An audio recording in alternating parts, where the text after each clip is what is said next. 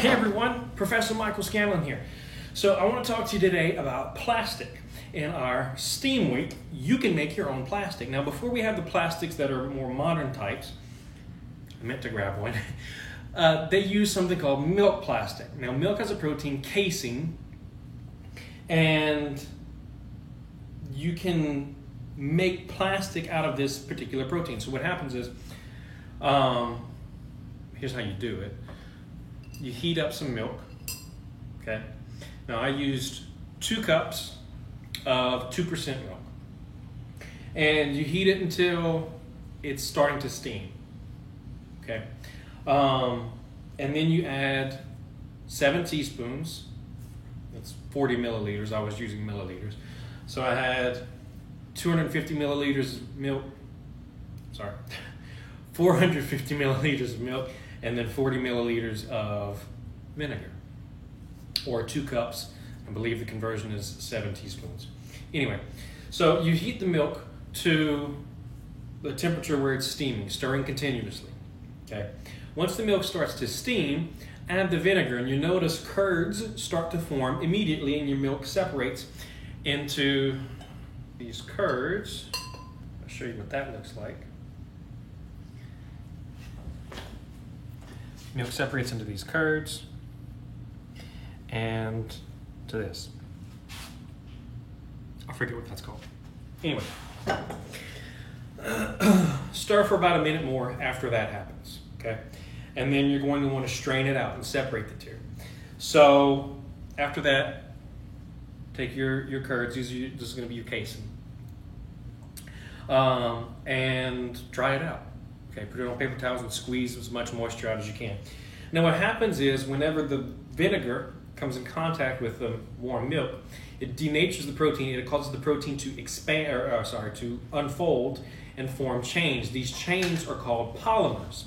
This polymerization is a process that we use today in making modern plastics. Now we don't use milk plastics anymore. Some people might, but typically we're using something petroleum-based. Okay. And so what's happened here, if I can tear off a piece, is those proteins have made these chains called polymers, and we have this new material. Now, this will harden and form a hard plastic, all right? I think it was before the 1940s, this was kind of the plastic to have until more modern plastics took over.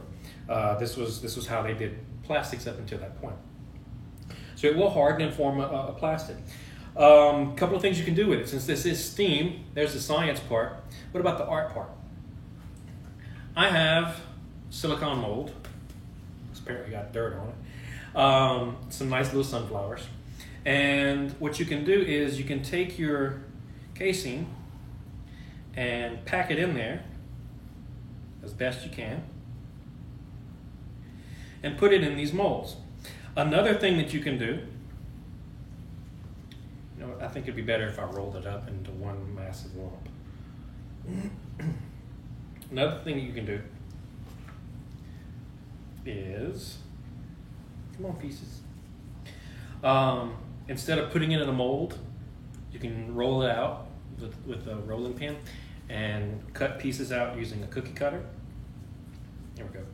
And have shapes like that.